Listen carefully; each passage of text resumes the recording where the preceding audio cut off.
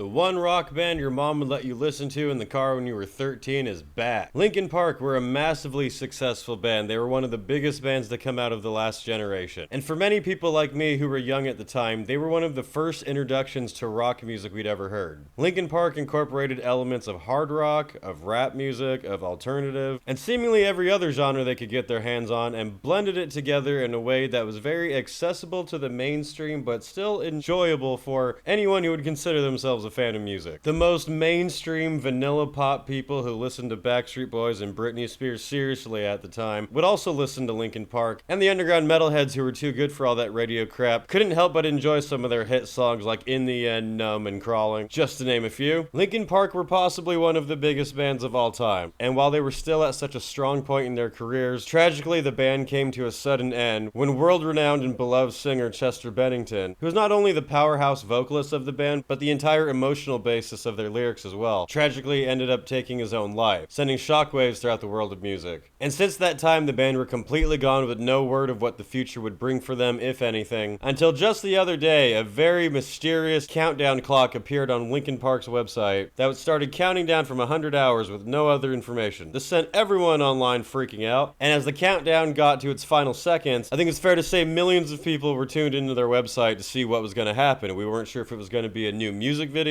or an announcement, and then right as the timer hit 0, it started to bug out for a second, and then it started counting back up. And millions of people collectively around the world at the same time all went, what the fuck? And this left people guessing for a few days when the timer would finally stop. Some people were really frustrated by this. Some people found it funny and said that it was great that Linkin Park trolled all their fans. I, in my personal opinion, thought it was really stupid. Just because clearly you had all eyes aimed right there at that time, and then by making the countdown just continue until who knows when, everyone just kind of found out gradually when an announcement came out, rather than all eyes being glued right there. I know that they know that, but still, weird strategy. So for a few days, everybody was like, what the fuck is even going on? And then the countdown eventually stopped, and then there was a setup for a new live stream on Linkin Park's YouTube channel. At this point, word had gotten out that in the Linkin Park fan club, an invitation had gone out to some event, but they still didn't know what it was going to be. But so as that time finally starts counting down, and it seems that something's actually going to happen, the live stream turns on, and we see what looks like a warehouse that has some people in it and a stage right in the middle. So clearly Linkin Park is coming back on stage. Everyone's pretty much assumed at this point that they're going to be introducing their new singer, and obviously expectations are high. A lot of people really love this band and really love these songs and have deep personal connections to these songs, and Chester Bennington's voice was a certain type of style of scream that not many people can replicate. It takes a lot of emotion that can't just be copied. Some dramatic laser lights start shooting up at the ceiling, and then the band that everyone knows comes up on stage, and that was a pretty powerful moment, even if you're not that big of a fan. I personally never was that big of a fan. I like their main songs that everyone likes. I'm not gonna go out of my way to listen to them really, but if I'm hanging out with my friends and everyone starts karaoke singing In the End, I'm gonna join along and have a great time, of course. But even then, I thought it was a really nice moment to see the band walk up on stage, to see Mike come up, and he has a big smile on his face. First thing he says into the microphone is, "It's good to see you all again." Anyway, the band starts playing. They start playing a brand new song, and it's just the members that everyone knows until new vocals come in, and Linkin Park's new singer is brought out onto the stage. Ladies and gentlemen, it is none other than Emily Armstrong, someone who I was completely unfamiliar with until this very moment, as I'm sure many people were, and I was very curious to see what she had. I in no way was rooting against her, but I also know that those are very big shoes to fill, and it's a difficult situation to be in, but I really wanted to be lenient and give her an honest, genuine shot, and not think of her as a new replacement to Chester Bennington, but think of her as her own person doing these songs. And the newer song that they played was better because people aren't familiar with it, and you can't, you're not going to judge it off of knowing how Chester would have done the song or anything. So accepting the new song at face value was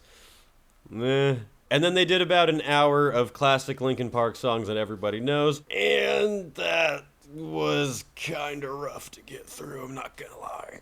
And I don't want to be overly mean here. I'm not gonna throw a whole pile of shit against the wall. But man, I was watching it and I kept trying to give her a chance, and I was like, all right, want to think of this as a new song, someone adding their new interpretation onto it, like almost a cover in a way. But even with that thought of, don't think of it as she's trying to sound exactly the same as Chester, think of it as someone doing it their own style. I'm sorry, it wasn't good. Her voice cracked a lot. It cracked a lot, and it was hard. I kept being like, oh, come on, maybe it was just like that one time and, it'll get better. I held on for a long time. I tried so hard and I came so far, but in the end, it did not even matter because she did not sell me. I'm sorry. And it is absolutely not a man-woman thing. Like I said before, Chester's vocals were a special, rare type. It was based a lot on the emotion of it. He sang with conviction, and that really came through in his performance. Also, just vocal technique and ability-wise with his screams. Screams were more of a soaring sound rather than kind of like a wavy, more operatic that a lot of people would do, and that's what I was nervous of when they were bringing up a new singer. So that alone is kind of difficult. I've struggled thinking of a lot of male singers that I think would have been a good choice. And I have no issue with the members of Linkin Park wanting to go through with a female singer, which is automatically going to add like a different kind of sense and style to it. That's totally fine. I don't have any issue with that, but she just wasn't good. I'm sorry. And I really wanted her vocals to grow on me, and they did not.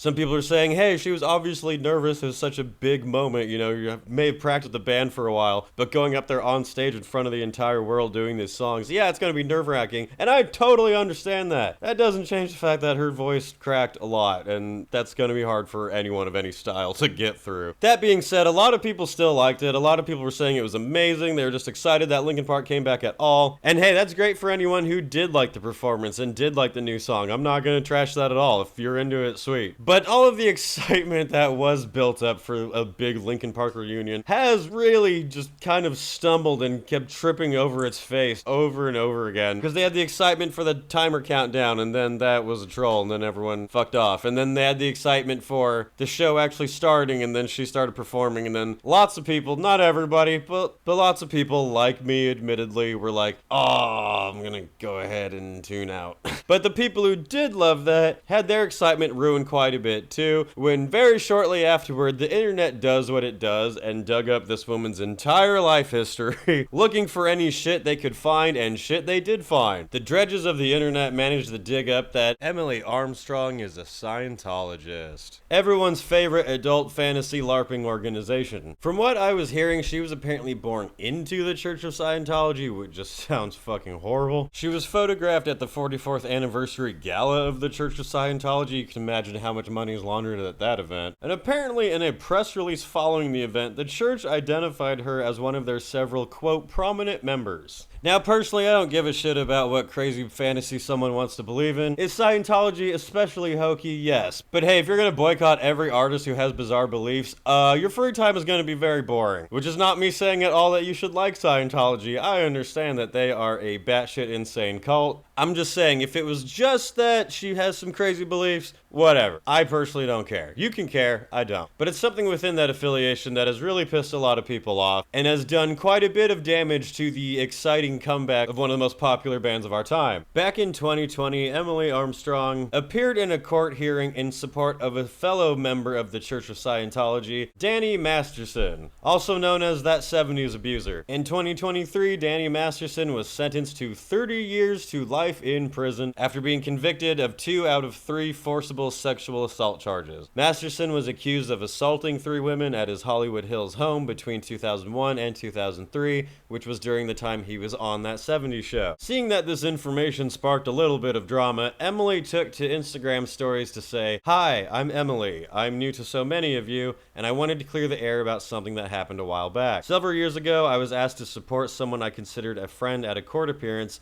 and went to one early hearing as an observer. Soon after, I realized I shouldn't have. have. I always try to see the good in people, and I misjudged him. I have never spoken with him since. Unimaginable details emerged, and he was later found guilty. To say it as clearly as possible, I do not condone abuse or violence against women, and I empathize with the victims of these crimes. So according to Emily, she went to one hearing to support someone she considered a friend before having all of the information. Whether that is true or not, don't know. I wasn't there. To be honest, I could believe that though, because there were lots of celebrities at the time who were coming to his defense, and then as the trial kept going, they were kind of like, never mind. Now, were they all shithead liars who were trying to defend someone that they knew was guilty, and then they tried to cover their own ass after? I don't know. But I do think it's possible that she went to support a friend and didn't know all that, and then found out and was like, oh shit. Did she go to other hearings that she could have to continue supporting, or did she go to one and never come back? I don't know. Leading the criticism against Armstrong were Mars Volta singer Cedric Salvala and his wife Chrissy Bixler, who was one of multiple women to accuse Masterson of sexual assault. He was not convicted on the basis of her allegations, but was found guilty of charges brought by two anonymous other accusers. Bixler had left a comment on Emily's band Dead Sarah's Instagram page last year, saying, "I'm surprised none of you wrote a letter on Danny Masterson's behalf since your corny-ass singer showed up to support him in the prelims. Remember, Emily? Remember how your fellow Scientologist goon squad surrounded one of the Jane Does when she was trying to leave the elevators? That has been the rumor of what those people do. I have seen nothing about this situation other than this comment, but Church of Scientology does have goons who will do that.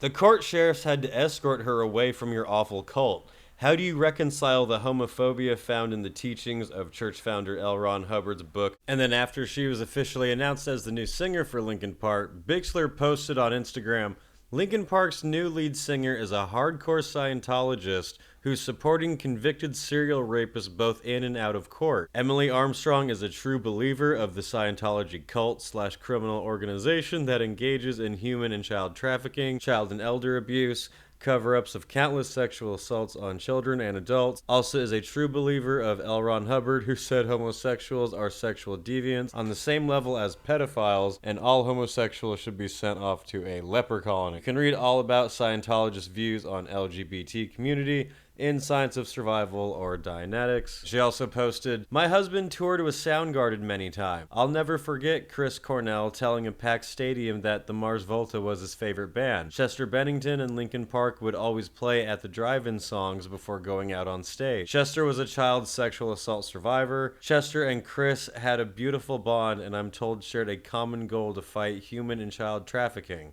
And then they both died." Scientology is a human and child trafficking organization protected by a 501c3 granted under the Clinton administration. Linkin Park just replaced Chester with a hardcore second-generation Scientologist. Rest in peace. And really that leads us up to now. Emily Armstrong has not commented on the Scientology issue at all. Do you think she even should? I know that's a big issue for a lot of people. So all of that information is why the internet is in quite a shitstorm at the moment, and why the Linkin Park big reunion has not been quite as exciting as everyone initially hoped it would be. But with all of this coming to light, with all of this drama, whether unfortunate or not, whether you still support Linkin Park, or whether you think these are all horrible and they shouldn't be associated with her at all, my personal problem, the biggest just glaring sin out of all of these, is that she just wasn't good. She just could not do the song. So far, not impressed, sorry. And lots of people feel that way. As I said, I am happy for anyone who does enjoy it and is excited to go see them and that they're continuing.